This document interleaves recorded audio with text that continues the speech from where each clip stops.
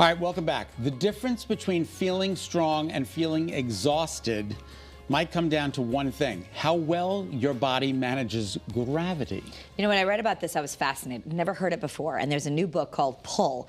It explores how this invisible force that, of course, we all deal with influences everything from digestion to depression. And author Dr. Brennan Spiegel is also the director of health services and research at Cedars-Sinai and a professor at UCLA. He's joining us to talk more about it. Doctor, thank you so much for being with us. Well, thanks for having me. I heard this and I was like, gravity? Like, what can we do about it? We all have to be with gravity, right? Well, that's so true. You know, gravity doesn't change, but our relationship to gravity does change. You know, as we get older, we might get a little weaker, might gain some weight, get pressure on the spine, our inner ear can get thrown off. There's a lot of things that happen throughout our lives that change our relationship to gravity. And when you think of it that way, physics came first and our biology came second. And we can really reestablish a tie to gravity. All right, so did you get any of these ideas from the Broadway show or the movie Wicked? Because all they're trying to do is defy gravity. Well, I do have an anti-gravity playlist that I have in the book there, and that's one of the songs. Oh, sure. That's great. Okay, I love that. Really? Okay, Yeah. That's amazing. Okay. It is. So, Doctor, talk to me about this research. Like, if there's something that we could all take away from it. We're going to take a deep dive on the Kara's Cures Wellness TV show and podcast. But as we're thinking, well, gravity, you know, sure, I've been feeling tired, exhausted, or I've been gaining weight. How do we, other than the usual things, how does gravity play a part and what can we do about it? Well, there's so much research on this that doctors don't know a lot about. And what's amazing is all the opportunities that we have to strengthen our ties to gravity, whether it's through flotation therapy or virtual reality therapy, where we use VR to take people in the hospital, for example, and we float them up into the clouds, into beautiful environments, and it literally changes their body. Our mind and our brains are also attuned to gravity. Like if you think about when you're on a roller coaster and you get that butterfly feeling in your gut, that's gravity. And some people with anxiety get that feeling all the time. It's like they're metaphorically falling.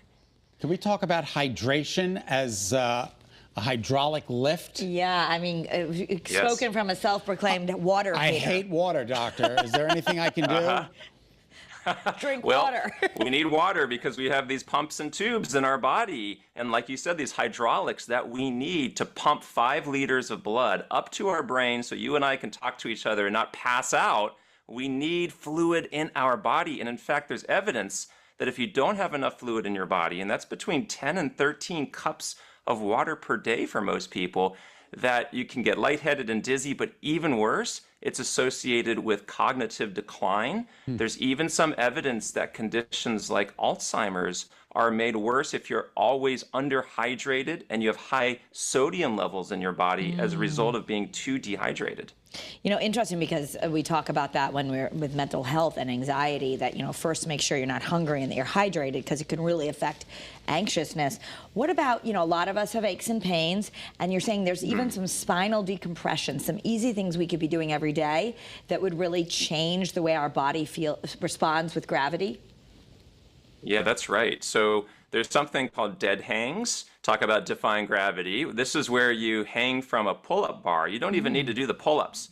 Just see how long every day can you hang without touching your feet to the ground from a sturdy pull-up bar. And this stretches out your spine and what we call the anti-gravity muscles along your back that helps stiffen your spine. And during the day when you're upright, you're lifting up your diaphragm, you pull your shoulders back. We all have a sack of potatoes in our belly called the gut, and that too needs to be pulled up from the spine. All of these exercises can help strengthen your relationship to gravity.